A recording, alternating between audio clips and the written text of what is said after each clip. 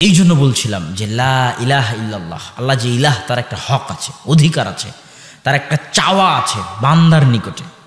ওই হক, ওই অধিকার থেকে চুল পরিমাণ, সরিষা সম পরিমাণ আপনি যদি ভাগ করেন, শেয়ার করেন, অন্য কাউকে দিয়ে দেন, তাহলে এটা কি বলা হয়? শিরক। এটা কি বলা হয়? শেয়ার করা। এটাই হচ্ছে বড় জুলুম। ইন্না শিরকা লাযুলমুন আযীম। শিরক হচ্ছে মহা অত্যাচার, মহা অত্যাচার। আপনি সারাদিন রাস্তাঘাটে মাঠে ঘাটে কাজ করে টাকা পয়সা উপার্জন করে বাড়িঘর বানালেন, ছেলে মেয়ে বউকে খাওয়ান, আপনার বউ আপনার খেয়ে আপনার পরে আপনার বাড়িতে থেকে আর একজনকে ভালোবাসে, এটা কি অত্যাচার নয়? আপনি দোকান ভাড়া দিলেন, আপনার অধীনস্থ কর্মচারী আপনার দোকানে থাকে, আপনার খায়, আপনার বেতন ভোগ করে, লাভ দেয় অন্য কাউকে চুরি চুরি করে, এটা কি অত্যাচার নয়? অত্যাচার। তো আপনি যেই জমিনে বসে আছেন তার মালিক আল্লাহ, যে আসমানের ছায়ায় বসে আছেন তার মালিক আল্লাহ, সূর্যের মালিক আল্লাহ, আপনার জীবন মৃত্যুর মালিক আল্লাহ, আল্লাহ আপনার রব।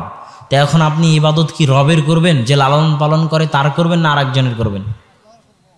যে লালন পালন করে তারই করতে হবে।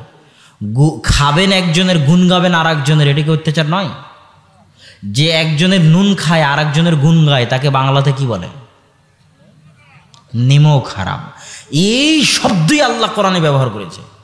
ইন্নাল ইনসানা লিরাব্বিহি লাকানুদ। মানুষ তার প্রতিপালকের ব্যাপারে বড়ই নিমক হারাম। নুন খায় আল্লাহর, গুণ গায় আর একজনের। নুন খায় আল্লাহর, গুণ গায় না আল্লাহর। হয় আর একজনের গায় অথবা আল্লাহর, কারোই গায় না, আল্লাহরও গায় না। তাহলে কি নিমক হারাম না নিমক হারাম নয়? এই কথাই আল্লাহ কোরআনে বলেছে, ইন্নাল ইনসানা লিরাব্বিহি লাকানুদ। মানুষ তার প্রতিপালকের ব্যাপারে বড়ই নিমক হারাম, খায় আল্লাহর অথচ আল্লাহর গুণ গায় না। এই জন্য আল্লাহ বলেছে আকিমিস সালাতা লিযিকরি। দুনিয়ার মানুষ, আমি জানি 24 ঘন্টা তোমরা আমার গুণ গাইতে পারবে না, যদিও 24 ঘন্টা আমারই খাও, আমারই জীবন মৃত্যু ব্যবহার করো, আমারই চোখ, আমারই ব্রেন, আমারই মেধা সবই ব্যবহার করো, তাও আমি জানি যে 24 ঘন্টা তোমরা আমার গুণ গাইতে পারবে না। কিন্তু একটা কথা মনে রাখিও, 24 ঘন্টা যদি না পারো তো কমসে কম যে কোনো মূল্যে, ইন এনি ওয়ে, দিনে রাতে 24 ঘন্টায় 5 বার আমার গুণ গাইবা। সে 5 বার কি? 5 ওয়াক্ত সালাত। আকিমিস সালাতা লিযিকরি। তোমরা 5 ওয়াক্ত সালাত আদায় করবা আমার গুণ গাওয়ার জন্য। একদম ছাক্কা অনুবাদ পবিত্র কোরআনের এই আয়াতের, যে আকিমিস সালাতা লিযিকরি। তোমরা 5 ওয়াক্ত সালাত আদায় করবা আমার গুণ গাওয়ার জন্য। 24 ঘন্টা গাইতে বলিনি, কিন্তু কমসে কম কয়বার? 5 বার। যদি 5 বার গুণ না গাও তাহলে তোমার সাথে আমার সম্পর্ক ছিন্ন। আর মানুষের সাথে, আপনার সাথে আপনার পিতার সম্পর্ক ছিন্ন হয়ে যাওয়া যতটা না কষ্টের। ইয়াকুব যখন তার সন্তান ইউসুফকে হারিয়ে ফেলল, ইউসুফ যখন 20-25 বছর খোঁজ নাই ইউসুফের, বাপেরও যদি এরকম কোনো সন্তান হারিয়ে যায়, মায়েরও যদি এরকম কোনো সন্তান হারিয়ে যায়, তো এটা বাপের জন্য মায়ের জন্য যতটা না কষ্টের, আল্লাহর সাথে সম্পর্ক ছিন্ন হয়ে যাওয়া তার চেয়ে বেশি কষ্টের। আপনাদের সকলের নিজেকে জিজ্ঞেস করা উচিত যে আপনার প্রতিপালকের সাথে আপনার সম্পর্ক আছে না ছিন্ন হয়ে গেছে? আপনার কি অভিভাবক আছেন? আপনি অভিভাবকহীন। কেননা আপনার বাপ মা আপনাকে যা ভালোবাসতে পারবে, আপনার যতটা অভিভাবকত্ব করতে পারবে, আপনার রব, আপনার লালন পালন কর্তা আল্লাহ আপনাকে তার চেয়ে বেশি ভালোবাসে।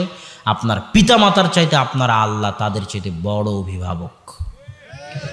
হাসবুনাল্লাহ নি'মাল ওয়াকিল, নি'মাল মাওলা ওয়া নি'মান নাসির। আমাদের জন্য আল্লাহই যথেষ্ট, আল্লাহই হচ্ছেন উত্তম অভিভাবক এবং উত্তম সাহায্যকারী। তো আপনার সাহায্যকারীর সাথে আপনার সম্পর্ক আছে না ছিন্ন হয়ে গেছে? আপনার অভিভাবকের সাথে আপনার সম্পর্ক আছে না ছিন্ন হয়ে গেছে? যিনি আপনাকে ভালোবাসেন তার সাথে আপনার সম্পর্ক আছে না ছিন্ন হয়ে গেছে? যিনি আপনার সৃষ্টিকর্তা তার সাথে আপনার সম্পর্ক আছে না ছিন্ন হয়ে গেছে? এটা প্রত্যেক মানুষের নিজেকে জিজ্ঞেস করা উচিত। সম্মানিত উপস্থিতি, আমরা বলছিলাম তাওহীদের আলোচনায় যে শিরক কাকে বলে? খান একজনের, গুণগান আর একজনের, এটা হচ্ছে শিরক। এটা আল্লাহ বরদাস্ত করেন না। আল্লাহ বলছেন ইন্নাল্লাহা লা ইয়াগফিরু আন ইউশরিকা বিহি ওয়া ইয়াগফিরু মা দুনা যালিকা লিমান ইয়াশা। সব গুনাহ ক্ষমা করতে রাজি আছি, এই শিরকের গুনাহ ক্ষমা করতে রাজি নাই। খাবা আমার, গুণ গাবা আর একজনের, এটা ক্ষমা করতে পারবো না। লাউ আতাইতানি বিকরাবিল আরজি খাতায়া, দুনিয়ার মানুষ আজীবন যদি গুনাহ করো জন্ম থেকে মৃত্যু পর্যন্ত, আর কিয়ামতের মাঠে দাঁড়িয়ে যদি আমাকে বলে দিতে পারো যে আল্লাহ জন্ম থেকে মৃত্যু পর্যন্ত গুনাহ করেছি ঠিকই, কিন্তু বিপদে পড়লে কোনোদিন তাবিজের আশ্রয় গ্রহণ করিনি, বিপদে পড়লে কোনোদিন জিন পীরের আশ্রয় গ্রহণ করিনি, বিপদে পড়লে কোনোদিন মাজার দরগায় যায়নি, কোনো দিবস, কোনো স্থান, কোনো কাল, কোনো পাত্রকে আলাদাভাবে সম্মান করিনি, সেটা শহীদ মিনার হোক আর যে দিবসই হোক সেটাকে আলাদাভাবে সম্মান করিনি। যেমন হিন্দুরা করে শিবলিঙ্গের সম্মান, যেমন হিন্দুরা করে বটগাছের সম্মান, যেমন হিন্দুরা করে গঙ্গা নদীর সম্মান, এরকম আলাদা কোনো দিন, জন্মদিবস হোক, মৃত্যু দিবস হোক, আলাদা কোনো দিনকে, আলাদা কোনো স্থানকে, আলাদা কোনো কালকে আল্লাহ সম্মান করিনি। এইভাবে যদি আপনি বলতে থাকতে পারেন আল্লাহর সামনে এবং প্রমাণ করতে পারেন যে আপনি কোনোদিন শিরিক করেননি, তাহলে আল্লাহ বলতেছেন লা আতাইতু বিকরাবিল আরজি মাগফিরাহ, তোমার গুনাহ যদি আসমান জমিন ভর্তি হয় তা আমি আল্লাহ আসমান জমিন ভর্তি ক্ষমা নিয়ে উপস্থিত হব। এটাই হলো তাওহীদ, এটাই তাওহীদ। এই জন্য সব গুনাহ বরদাস্ত করা যায়, কিন্তু শিরকের গুনাহ বরদাস্ত করা যায় না। এই বক্তব্য থেকেই তওবা করতে হবে। বাড়িতে যত মূর্তি আছে, বাপের ছবি হোক, বাপের মূর্তি হোক, ঘোড়ার মূর্তি হোক আর হরিণের মূর্তি হোক, কোটি দামের হোক, ভেঙে ফেলে নতুন করে কালেমা পড়তে হবে যে আশহাদু আল্লা ইলাহা ইল্লাল্লাহ ওয়া আশহাদু আন্না মুহাম্মাদুর রাসূলুল্লাহ, ভেঙে ডাস্টবিনে ফেলে দিতে হবে। কোনো সুযোগ নাই, কোনো সুযোগ নাই। কেননা এইটা ছাড়া আপনার ইহকালও ধ্বংস, পরকালও ধ্বংস। তাওহীদ ছাড়া আপনার ইহকালও ধ্বংস, পরকালও ধ্বংস। আর যদি তাওহীদ ঠিক থাকে তাহলে কোনো না কোনো দিন নাজাত পাওয়ার সম্ভাবনা আছে।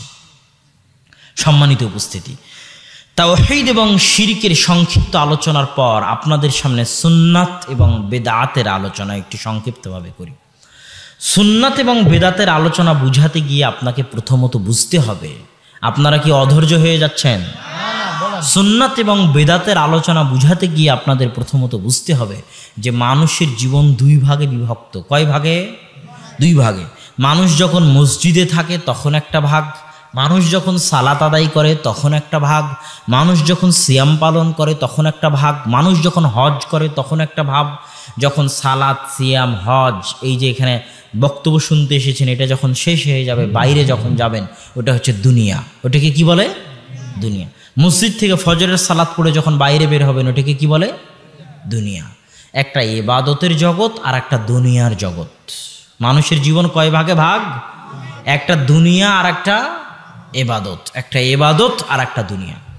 এবার বুঝেন, ইবাদতের জগতে হুকুমের নাম হচ্ছে সুন্নাত আর বেদাত। ইবাদতের জগতে হুকুমের নাম কি? আর দুনিয়ার জগতে হুকুমের নাম হচ্ছে হালাল আর হারাম। আপনি যদি আমাকে জিজ্ঞেস করেন যে হুজুর বা শায়েখ বা আব্দুল্লাহ ভাই, একসাথে হাত তুলে দোয়া করা কি হালাল না হারাম? প্রশ্নটা ঠিক হবে না। প্রশ্নটা কি হতে হবে বলেন? শ্রোতারা কি বুঝতে পারেননি আমার কথা? প্রশ্ন কি হতে হবে? একসাথে হাত তুলে দোয়া করা কি সুন্নাত না বেদাত? এটা প্রশ্ন হতে হবে। কেন? হালাল হারাম হচ্ছে দুনিয়ার সাথে সম্পৃক্ত। আপনি যদি আমাকে জিজ্ঞেস করেন যে আব্দুল্লাহ ভাই, মদ খাওয়া কি সুন্নাত না বেদাত, প্রশ্নটাই ঠিক হয়নি। কেননা মদ খাওয়া কিসের সাথে সম্পৃক্ত? দুনিয়ার সাথে সম্পৃক্ত। আর দুনিয়ার হুকুম কি? হালাল আর হারাম। আর ইবাদতের হুকুম কি? সুন্নাত আর বেদাত। এতটুকু বুঝা গেছে তো সবাই? এবার চলে, ইবাদত হচ্ছে সুন্নাত বেদাত, দুনিয়া হচ্ছে হালাল আর হারাম। দুনিয়ার ক্ষেত্রে ইসলামের নিয়ম হচ্ছে, আল্লাহ এবং আল্লাহর রাসূলের নিয়ম হচ্ছে, মূলনীতি হচ্ছে যে দুনিয়ার জগতে যা কিছু আছে সবই হালাল। দুনিয়া এবং দুনিয়ার জগতে যা কিছু আছে সবই হালাল, শুধু অতটুকু হারাম যতটুকু আল্লাহ এবং আল্লাহ রাসূল হারাম করেছেন। এটা হলো মূলনীতি। আল আসলু আল হিল্লাহ, আসল হচ্ছে হালাল, হারাম প্রমাণ করতে হলে দলিল দিতে হবে। হারাম প্রমাণ করতে হলে কি দিতে হবে? দলিল দিতে হবে। যেমন আপনাকে একটা উদাহরণ দেই, আল্লাহ সুবহানাহু ওয়া তাআলা পবিত্র কোরআনে বলছে, হুররিমাত আলাইকুমুল মাইতাতু ওয়াদ-দামু ওয়া লাহমুল খিনজির, তোমাদের জন্য হারাম করে দেওয়া হয়েছে রক্ত, মৃত জিনিস, শূকরের গোশত। আল্লাহ রাসূল হাদিসে বলছেন, তোমাদের জন্য হারাম করা হয়েছে যী মিখলাবিন, দিনাবিন ওয়া সিবা, যার থাবা আছে, থাবাওয়ালা প্রাণী, যার শিকারি দাঁত আছে, শিকারি দাঁতওয়ালা প্রাণী, কুকুর শ্রীগালের মতো, থাবাওয়ালা বলতে বাঘ সিংহের মতো, সেবা হিংস্র প্রাণীর গোশত খাওয়া হারাম।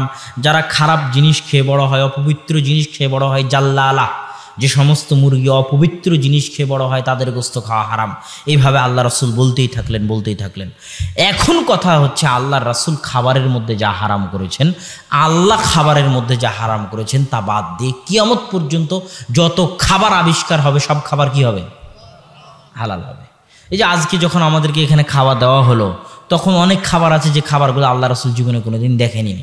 যেমন আপনাদের বদলগাছির বিখ্যাত সন্দেশ, আল্লাহ রাসূল দেখেছে নাকি? হ্যাঁ, তো এইটা যে হালাল, এটার কোনো দলিল দিতে পারবেন? এটার কোনো দলিল নাই। এটার দলিল কি? আল্লাহ রাসূল এটাকে হারাম বলেননি, যা যা হারাম বলেছেন তার মধ্যে এটা নাই। তাহলে দুনিয়ার জগতে মূলনীতি হচ্ছে সবই কি? জোরে বলেন, সবই কি? শুধু হারাম কোনটা? যেটা আল্লাহ এবং আল্লাহ রাসূল কি করেছেন?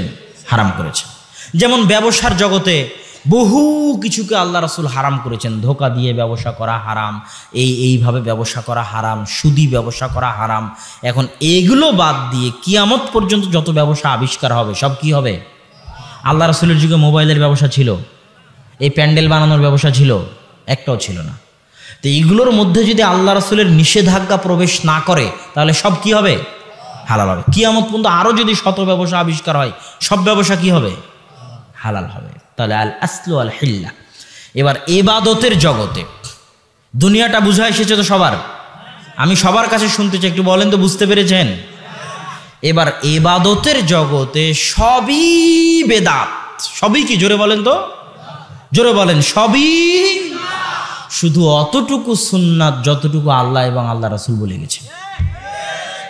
এবার বুঝা গেছে সবই কি? বলেন তো, সবই বেদাত। শুধু কতটুকু সুন্নাত? যতটুকু আল্লাহ এবং আল্লাহ রাসূল বলে গেছেন ততটুকু সুন্নাত। কেন এই কথা? এই কথা এই জন্য যে মুহাম্মদ হচ্ছেন রাসূলুল্লাহ, আল্লাহ রাসূল সাল্লাল্লাহু আলাইহি ওয়াসাল্লাম। আর একজন রাসূলের দায়িত্ব হচ্ছে যা যা খারাপ কাজ, যা যা গুনাহের কাজ, সব খারাপ আর সব গুনাহের কাজ থেকে তিনি নিষেধ করে যাবেন, এটা তার দায়িত্ব।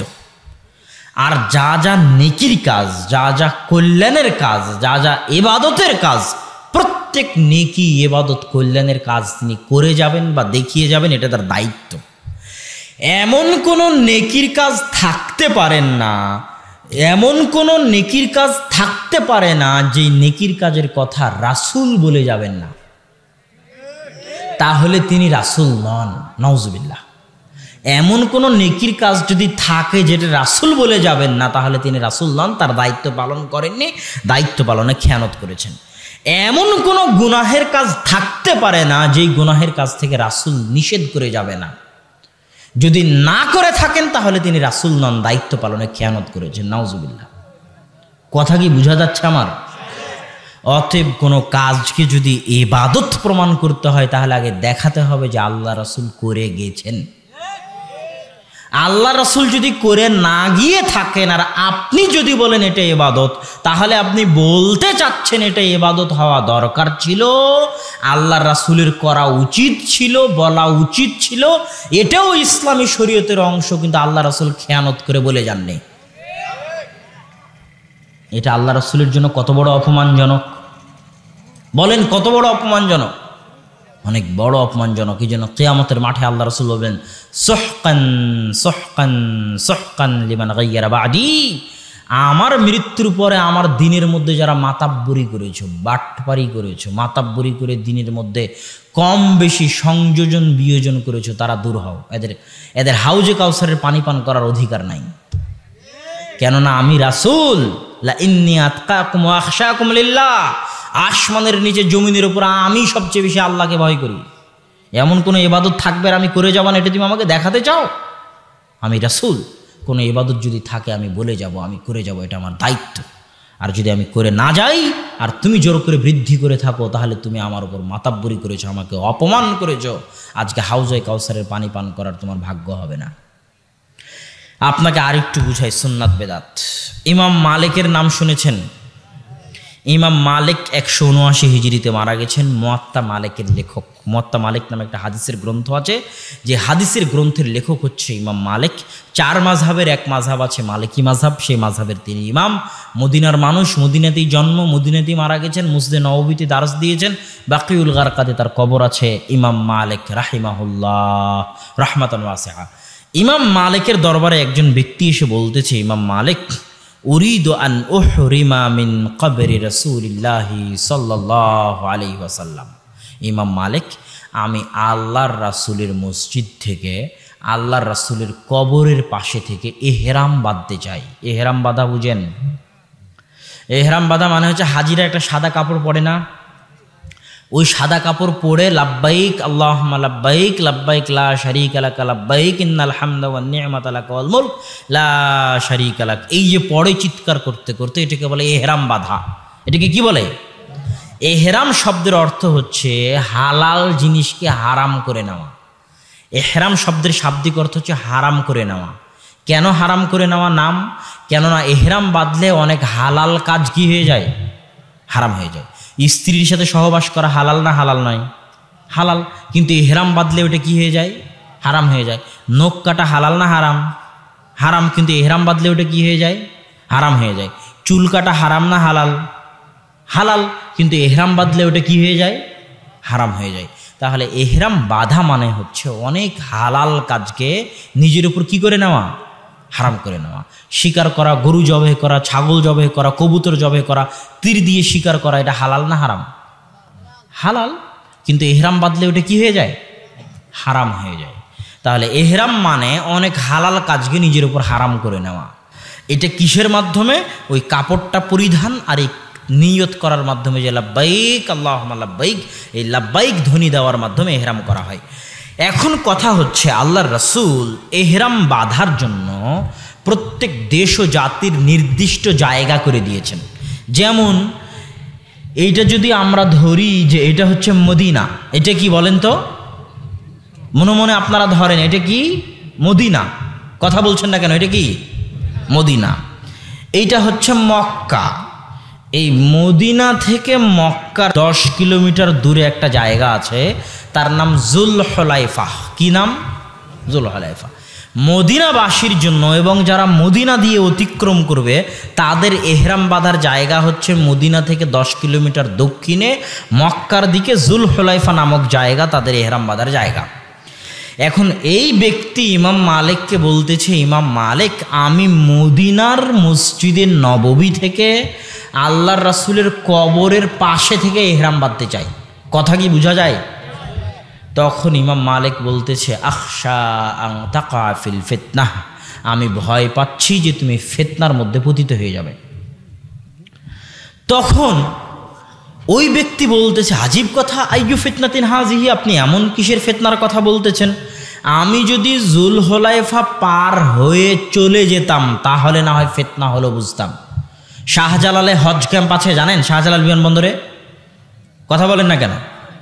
সব হাজিরা দেখবেন ওখান থেকে ইহরাম বাঁধে। সব হাজি ওখান থেকে বলবে লাব্বাইক আল্লাহুম্মা লাব্বাইক, সবাই কাপড় পরে নিবে। কোনো হাজিকে যদি আপনি বলেন, বাবারে তোমার ইহরাম বাঁধার জায়গা হচ্ছে ইয়ালামলাম, কথা বুঝতে পারতেছেন? তখন ওই হাজি বলবে যে তুমি কি উল্টাপাল্টা কথা বলো, আমি যদি ইয়ালামলাম পার হয়ে যেতাম তাহলে না একটা সমস্যা ছিল বুঝলাম, আমি তো ইয়ালামলামের কয়েক হাজার কিলোমিটার আগে ঢাকায় বসে ইহরাম বাঁধতেছি, এর মধ্যে আবার ফিতনা কি? এই এর মধ্যে ফিতনা কি রে? হ্যাঁ, করবে না করবে না? ইমাম মালিককে ওই ব্যক্তি বলতেছে, আপনি কিসের ফিতনার কথা বলেন? আমি যদি জুলহুলাইফা পার হয়ে চলে যেতাম তাহলে একটা কথা ছিল, আমি তো আগে, তাও আবার মসজিদে নববী, তাও আবার আল্লাহ রাসূলের কবরের পাশে থেকে ইহরাম বাঁধতেছি। তখন ইমাম মালিকের এই কথাটা মনে রাখবেন মরা পর্যন্ত।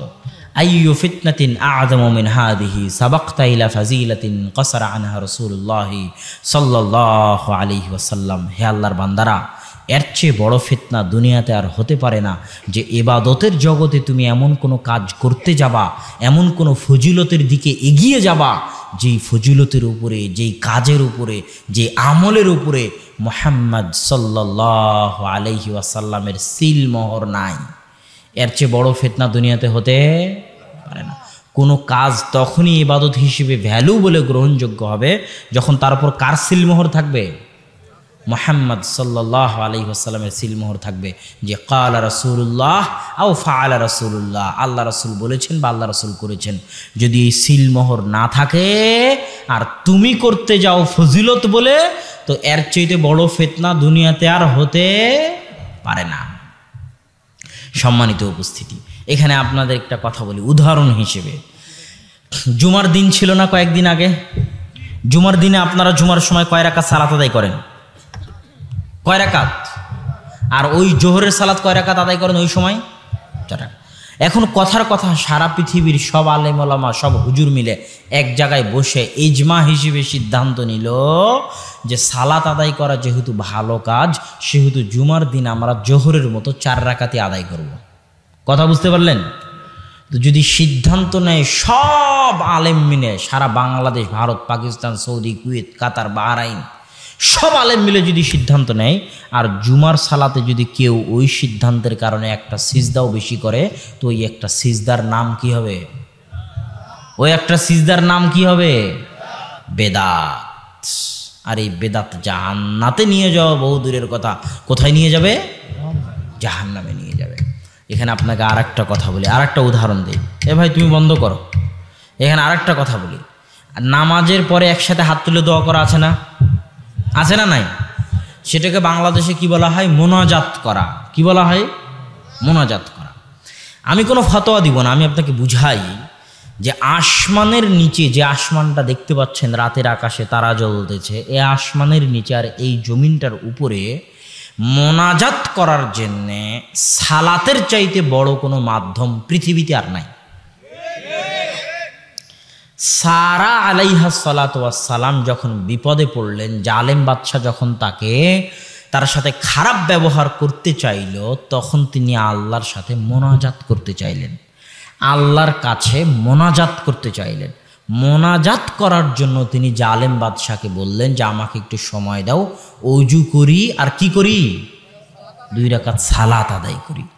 তার মানে আল্লাহর নিকটে মোনাজাত করার সবচেয়ে বড় মাধ্যম কি? সালাত।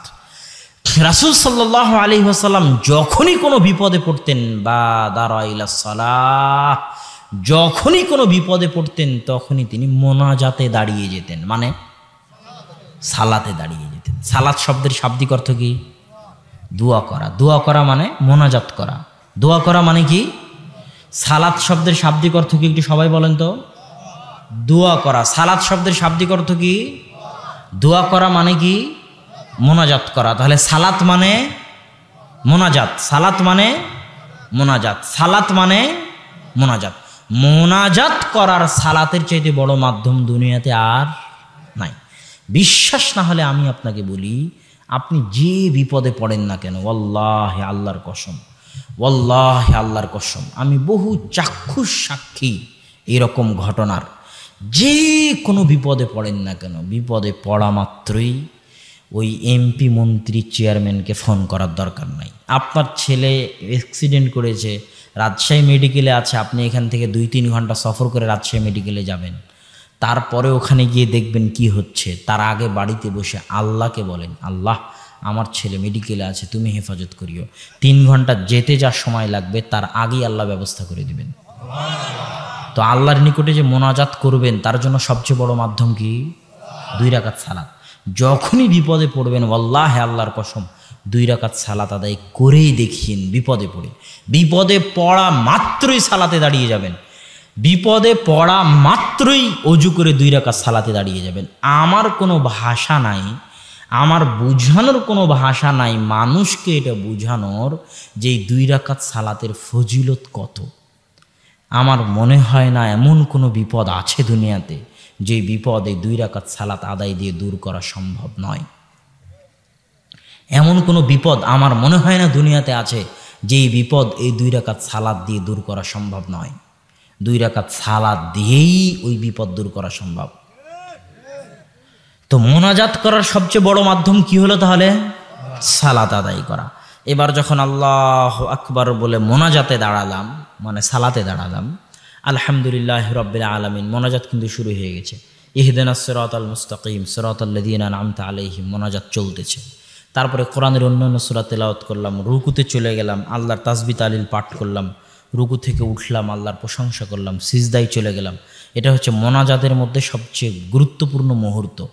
আল্লাহর নিকটে সবচেয়ে নিকটে কখন থাকে মানুষ? যখন মানুষ কোথায় থাকে? সিজদায় থাকে। কিছু চাইতে হলে আল্লাহর নিকটে সিজদায় চাওয়া উচিত, কোরআনের আয়াত বাদ দিয়ে, হাদিসের দোয়া দিয়ে, নিজের বানানো আরবি দিয়ে সিজদায় আল্লাহ সুবহানাহু ওয়া তাআলার নিকটে চাইবেন। সিজদা থেকে উঠলেন, মোনাজাত চলতেছে, 2 সিজদার মাঝের দোয়া কিন্তু অনেক সুন্দর একটা মোনাজাত। আবার সিজদায় গেলেন, আবার আল্লাহর তাসবিহ তাহলিল পাঠ করলে আবার মোনাজাত করতে লাগলেন। সিজদা থেকে উঠলেন, এইভাবে সালাত শেষ হয়ে যাচ্ছে। এবার সালাম ফিরার পূর্বে প্রথমে তাশাহুদ পড়লেন, আল্লাহর রাসূলের উপর সালাত পাঠ করলেন, সালাম পেশ করলেন, তারপর আল্লাহ রাসূলের উপর দরুদ পেশ করলেন। তারপর এবার শুরু হয়ে গেল মোনাজাত। যত মোনাজাত আপনার জানা আছে, যত কোরআনের আয়াত জানা আছে, যত আল্লাহ রাসূলের হাদিস জানা আছে, যত আরবি দোয়া মুখস্থ আছে, যত নিজে আরবি বলতে পারতেছেন, সব সালাম ফিরানোর আগে চলতে থাকবে দীর্ঘক্ষণ মোনাজাত। এবার যখন আসসালামু আলাইকুম বলে সালাম ফিরলেন, তখন কি শেষ হয়ে গেল? একটু জোরে বলেন তো, কি শেষ হয়ে গেল? মোনাজাত শেষ হয়ে গেল। এখন কেউ যদি বলে হুজুর মোনাজাত করালো না, তাকে যদি আমি জাহেল প্রমাণ করতে না পারি, তাহলে আমি আপনার বদলগাছিতে আসবো না ইনশাআল্লাহ। কেননা মোনাজাত শেষ হয়ে গেল। এবার যখন আসসালামু আলাইকুম বলে সালাম ফিরলেন, এবার যত হাদিস গ্রন্থের হাদিস আছে সব খুলে দেখেন, সব জিকির, আজকার, তাসবিহ, তাহলিল, নাস, ফালাক, ইখলাস, আয়াতুল কুরসি সব দিয়ে ভর্তি। যখন সমাজে একসাথে হাত তুলে দোয়া করার বেদাত ঢুকেছে, তখন 2টা সুন্নাত উঠে গেছে সমাজ থেকে। একটা সুন্নাত সমাজের মানুষ ভুলে গেছে যে সালাতই হচ্ছে মোনাজাতের সবচেয়ে বড় মাধ্যম। আর একটা হচ্ছে সালাম ফেরানোর পরে যে জিকির, আজকার, তাসবিহ তাহলিল করতে হয়, এটাও ভুলে গেছে। সলাতুল জানাজা, জানাজা মানে কি? জানাজা মানে লাশ। জানাজা মানে কি? লাশ। আর সালাত মানে মোনাজাত, লাশের জন্য মোনাজাত। সালাতুল জানাজা মানে কি? লাশের জন্য মোনাজাত। সালাতুল জানাজা মানে হচ্ছে লাশের জন্য মোনাজাত। আল্লাহু আকবার। সূরা ফাতিহা। সূরা ফাতিহা এই জন্য আল্লাহর প্রশংসা করতে হয়, দোয়া করতে হলে, মোনাজাত করতে হলে আল্লাহর প্রশংসা করতে হয়। সূরা ফাতিহা শেষ, আল্লাহু আকবার। দরুদ শরীফ। দরুদ শরীফ কেন? আল্লাহর প্রশংসার পরে মোনাজাত করতে হলে দরুদ পড়তে হয়। মোনাজাত করতে হলে আল্লাহর প্রশংসার পরে কি পড়তে হয়? দরুদ পড়তে হয়। আল্লাহু আকবার। তৃতীয় তাকবীর। এবার শুরু হলো আল্লাহুম্মা গফির লাহু ওয়ারহামহু ওয়াফু আনহু, আল্লাহুম্মা গফির লিহাইয়িনা ওয়া মাইয়িতিনা। মোনাজাত শুরু হয়ে গেল। কি শুরু হয়ে গেল? মোনাজাত শুরু হয়ে গেল। আল্লাহে আল্লাহর কসম, আল্লাহে আল্লাহর কসম, সারা বাংলাদেশ কেন, সারা পৃথিবীর সব আলেম ওলামা, সব হুজুর মিলে কবরের পাশে দাঁড়িয়ে একসাথে হাত তুলে যদি আপনার আব্বার জন্য মোনাজাত বানাতে থাকে বাংলায়, সারা পৃথিবীর সব হুজুর মিলে যদি বানাতে থাকে, তো তৃতীয় তাকবীরের পরে আল্লাহর রাসূল মুহাম্মদ সাল্লাল্লাহু আলাইহি ওয়াসাল্লাম যে মোনাজাত শিখিয়ে দিয়েছেন, তার চেয়ে ভালো মোনাজাত বানাতে পারবে না। আল্লাহুম্মা গফির লাহু ওয়ারহামহু ওয়াফু আনহু, এই যে দোয়াটা আছে মৃত ব্যক্তির জন্য মোনাজাত স্বরূপ, এর চেয়ে ভালো দোয়া সারা পৃথিবীর হুজুর মিলে কবরের পাশে দাঁড়িয়ে যে মোনাজাত করবে বাংলায়, বানাতে পারবে না। এই দোয়ার চাইতে ভালো দোয়া বানাতে পারবে না। এই দোয়ার চাইতে ভালো দোয়া বানাতে পারবে না। এই দোয়ার চাইতে ভালো দোয়া বানাতে পারবে না।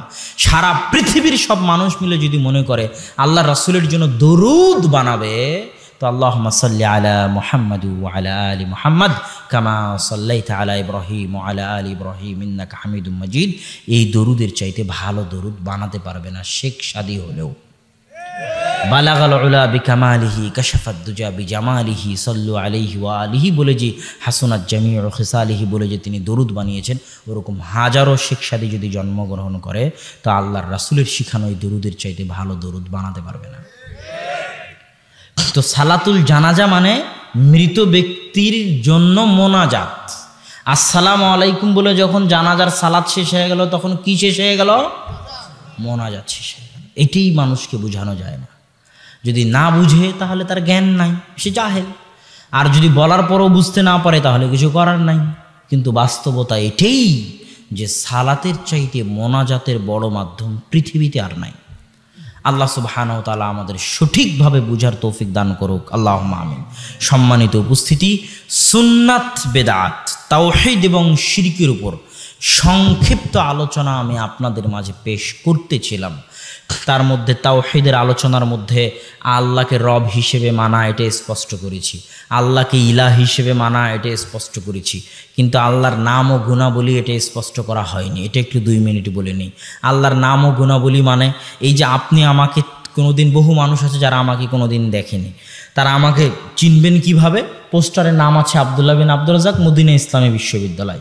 নাম আব্দুল্লাহ, গুণ হচ্ছে মদিনা ইসলামী বিশ্ববিদ্যালয়। মুহাম্মদ সাল্লাল্লাহু আলাইহি ওয়াসাল্লামকে কেউ দেখেছেন? চিনবেন কিভাবে? নাম মুহাম্মদ, এই গুণ হাদিসের বইয়ে, ইতিহাসের বইয়ে পাওয়া যায়।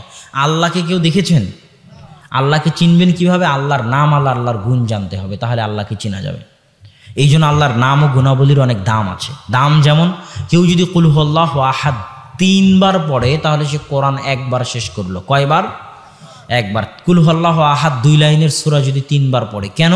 কুল হুয়াল্লাহু আহাদের মধ্যে সালাত, সিয়াম, হজ, জাকাত, নামাজ, রোজা, জান্নাত, জাহান্নাম, কিয়ামত, কবর কোনো আলোচনাই নাই। শুরু থেকে শেষ পর্যন্ত আল্লাহর নাম আছে আর আল্লাহর গুণ আছে। আল্লাহু আকবার। আল্লাহ রাসূল বলছে, কেউ যদি আয়াতুল কুরসি 5 ওয়াক্ত সালাতের পরে জান্নাতে চলেই গেছে, যায়নি কেন? মরেনি তাই। আয়াতুল কুরসি খুলে দেখেন, আয়াতুল কুরসির মধ্যে সালাত, সিয়াম, হজ, জাকাত, নামাজ, রোজা, জান্নাত, জাহান্নাম, কবর, কিয়ামত কোনো কিছুর আলোচনা নাই। শুরু থেকে শেষ পর্যন্ত আল্লাহর নাম আছে আর আল্লাহর গুণাবলী আছে। আল্লাহু আকবার। এটা হচ্ছে আল্লাহর নাম ও গুণাবলীর বরকত। মানুষ তো আল্লাহকে চিনে না, মানুষ তো আল্লাহকে জানে না, এই জন্যই তো মানুষ গুনাহ করে। মানুষ কি জানে আল্লাহর দয়া আর মানুষের দয়ার মধ্যে পার্থক্য কী?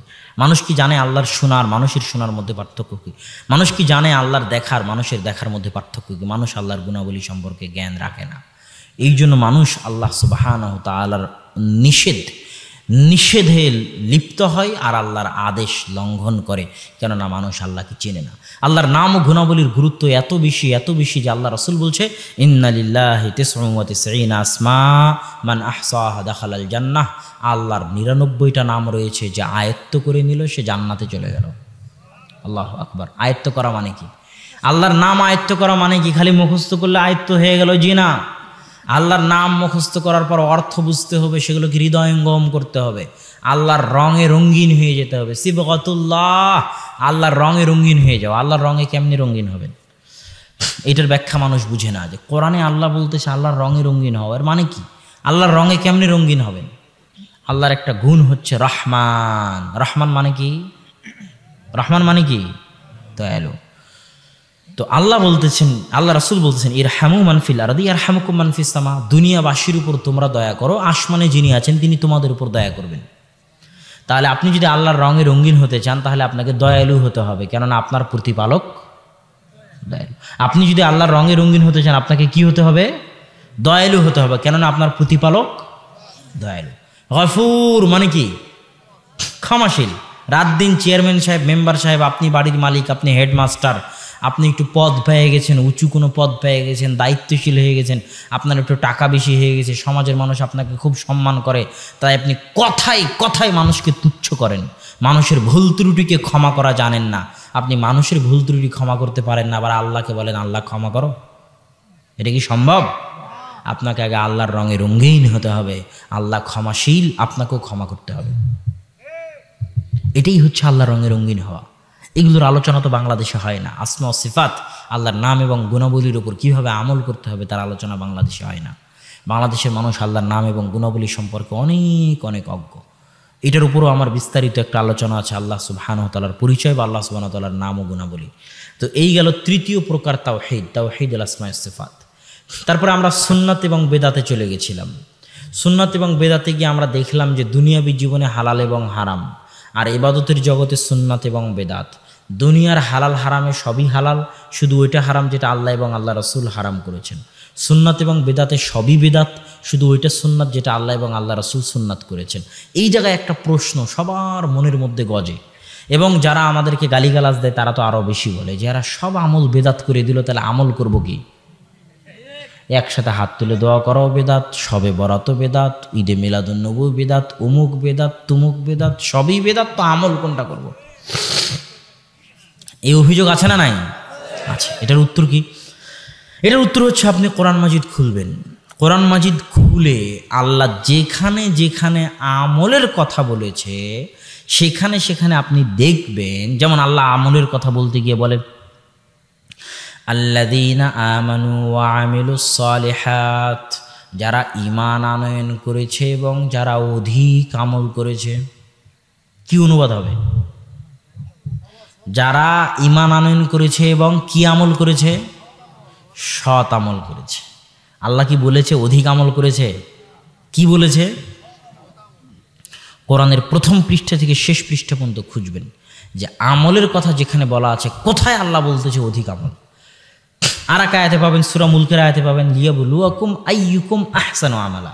আল্লাহ জীবন মৃত্যু সৃষ্টি করেছে এটা দেখার জন্য যে কে তোমাদের মধ্যে অধিক আমল করে, নাকি উত্তম আমল করে। আহসানু আমালা মানে কি? উত্তম আমল করে। সারা কোরআনের শুরু থেকে শেষ পর্যন্ত যেখানে আমলের কথা এসেছে সেখানেই পাবেন সৎ আমল, উত্তম আমল। সৎ আমল, উত্তম আমল, অধিক আমল বলেননি। মানে 1000 রাকাত যদি সালাত আদায় করেন, 1000 বছর যদি শবে বরাত পালন করেন, ঈদে মিলাদুন্নবী পালন করেন, আর সেটা যদি উত্তম এবং সৎ না হয় তাহলে এটা কোনো কাজে, শুধু কি কাজে আসবে না, কোথায় নিয়ে যাবে? ইবাদত কোথায় নিয়ে যাবে? মানুষকে জাহান্নামে নিয়ে যাবে। আর একটা সিজদাও যদি উত্তমভাবে হয়, সৎভাবে হয়, তো ওই একটা সিজদা কোথায় নিয়ে যাবে? জান্নাতে নিয়ে যাবে। আল্লাহু আকবার। উত্তম আর সৎ কেমনে বুঝবেন? দুইটা শর্ত। এক, ইখলাস, আল্লাহর সন্তুষ্টি থাকতে হবে, যেটা বক্তব্যের শুরুতেই বলেছি, বলিনি? নিয়ত, ইখলাস। আর 2 নম্বর হচ্ছে আল্লাহর রাসূলের পদ্ধতি অনুযায়ী হতে হবে।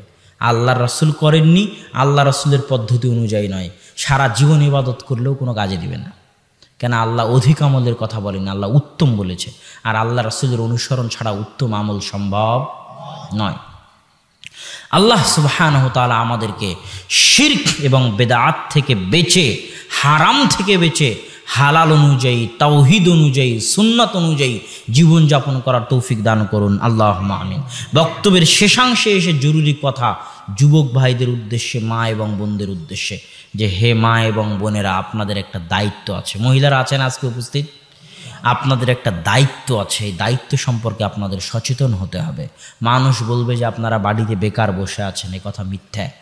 মানুষ আপনাদেরকে বেকার বলতে পারে, কিন্তু আল্লাহ সুবহানাহু ওয়া তাআলা আপনাদেরকে পৃথিবীর সবচেয়ে কঠিন দায়িত্ব দিয়েছেন। এত কঠিন কাজ পৃথিবীতে কোনোটাই নয়। মঙ্গল গ্রহে যাওয়াও নয়, পারমাণবিক বোম তৈরি করাও নয়, কোনো কাজই নয়। সেটা হচ্ছে ছোট্ট শিশুগুলোকে সৎ মানুষ রূপে গড়ে তোলা। এই কাজটা কাদের? মা এবং বোনদের। এই জন্য বিবাহ করার সময় এমন স্ত্রী চয়ন করতে হবে যে আপনার সন্তানের সঠিক মা হতে পারবে। খালি প্রেম করে বিয়ে করে নিলেন আর হয়ে গেল, জি না। যে সঠিক মা হতে পারবে তাকে বিবাহ করতে হবে, যে আদর্শ মা হতে পারবে তাকে বিবাহ করতে হবে, যে দোয়া করলে আল্লাহর দরবারে আপনার ছেলের জন্য যদি দোয়া করে, আপনার বউ আপনার ছেলের জন্য যদি দোয়া করে তো আল্লাহর দরবারে দোয়া কবুল হবে, এমন স্ত্রীকে বিবাহ করতে হবে। আপনার স্ত্রীর, আপনার তো দোয়া কবুল হয় না, হয়ই না। আপনি বিপদে, আপনার ছেলে বিপদে, আপনার স্ত্রী দোয়া করে উদ্ধার করতে পারে না, তো এমন স্ত্রী দিয়ে তো কোনো কাজ হবে না।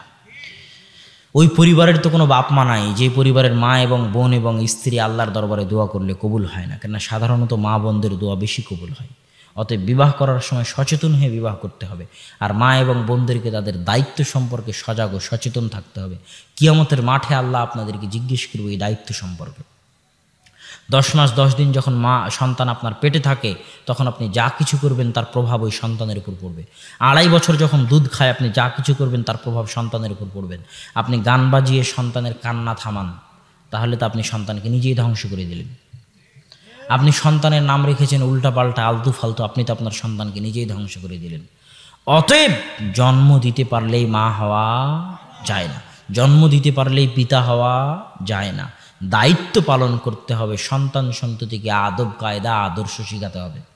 আর যুবক সমাজের উদ্দেশ্যে সংক্ষিপ্ত কথা, মা ও বোনদের উদ্দেশ্যে আর একটা কথা, পর্দা। পর্দা এত গুরুত্বপূর্ণ জিনিস, এত গুরুত্বপূর্ণ জিনিস, এত গুরুত্বপূর্ণ জিনিস। পর্দা হচ্ছে নারীর সম্মান। পর্দা কি? নারীর সম্মান।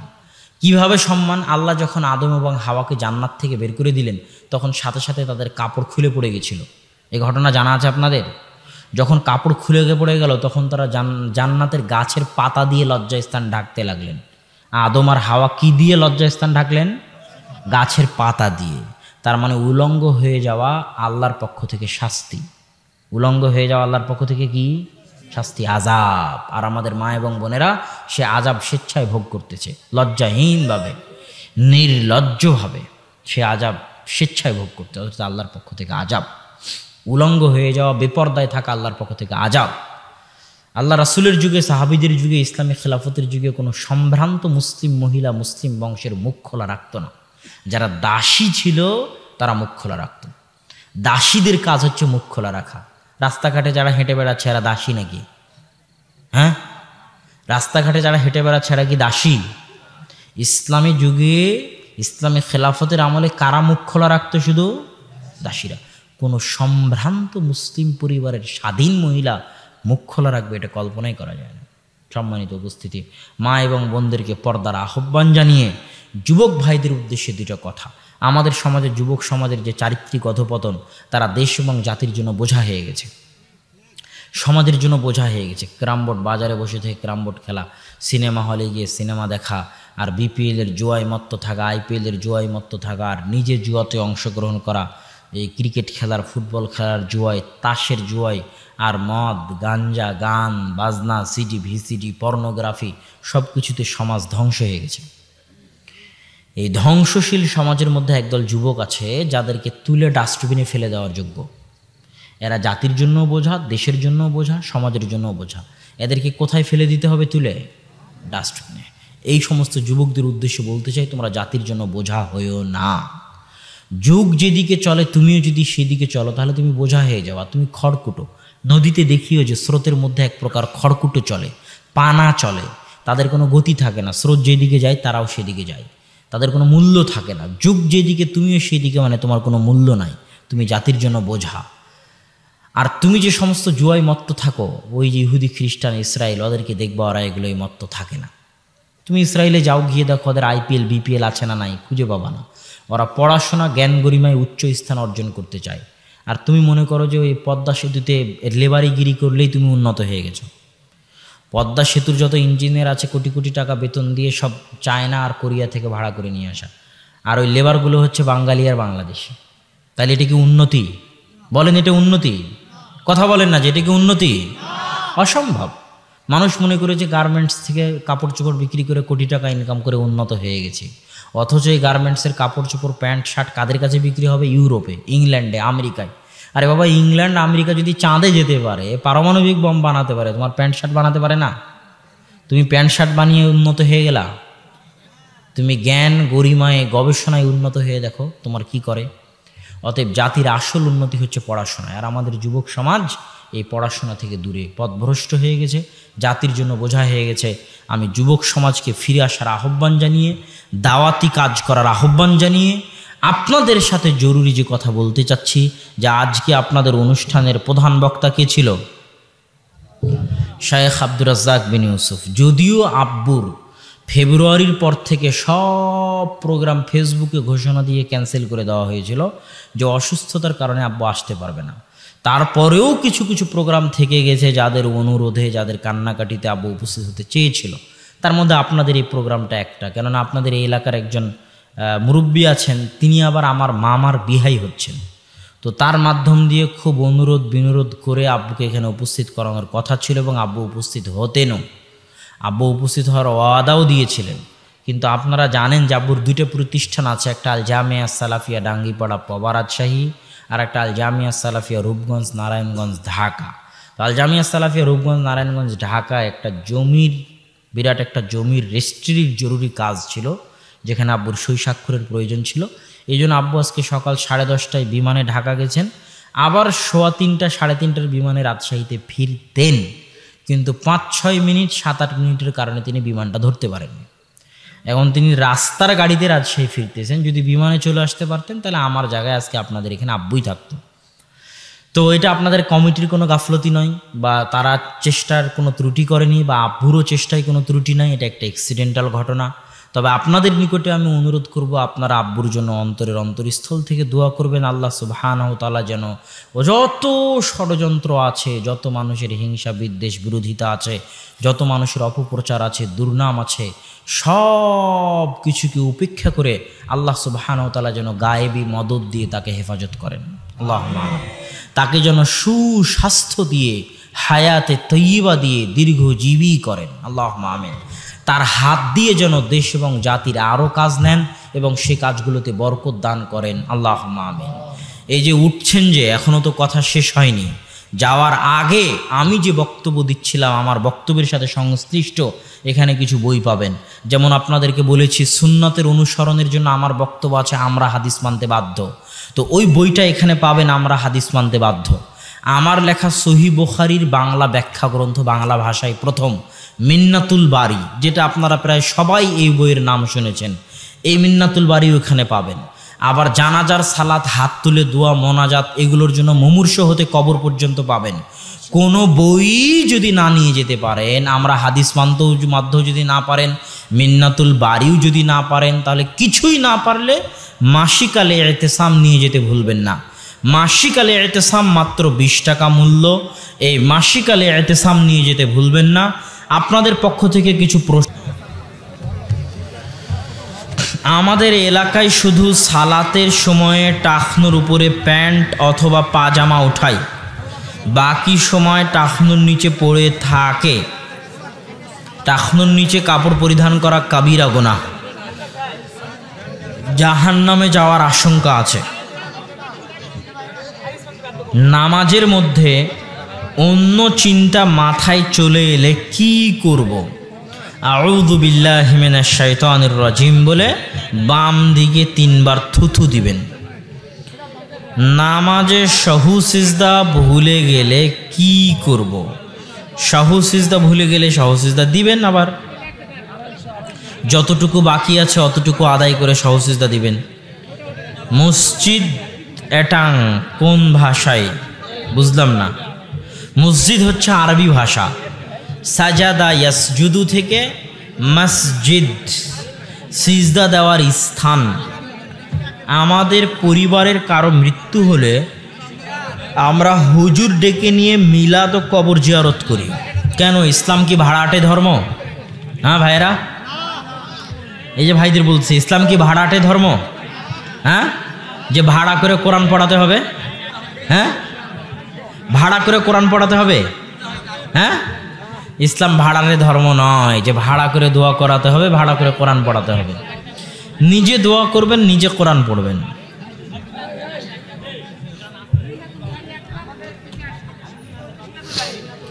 কবরে মাটি দেওয়ার সঠিক নিয়ম হচ্ছে কিবলামুখী করে রাখতে হবে। লাশকে কিবলামুখী করে রাখতে হবে, বিসমিল্লাহ আলা মিল্লাতে রাসূলিল্লাহ বলে মাটি দিতে হবে।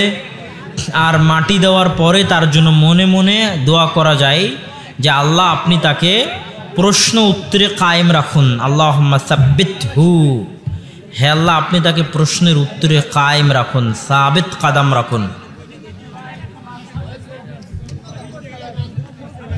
আকিকাতে যে নাম বাবা মা রাখে সেটা সহ পরে কোনো নাম রেখে সেই নামে কি তাকে ডাকতে পারবো?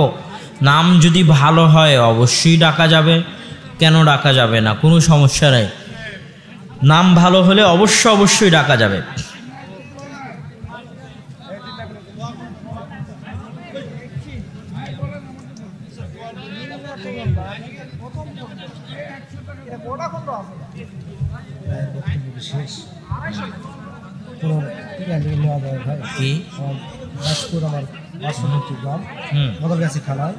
ওখানে মাহফিলের জন্য আপনার কোনো ডেট নাই?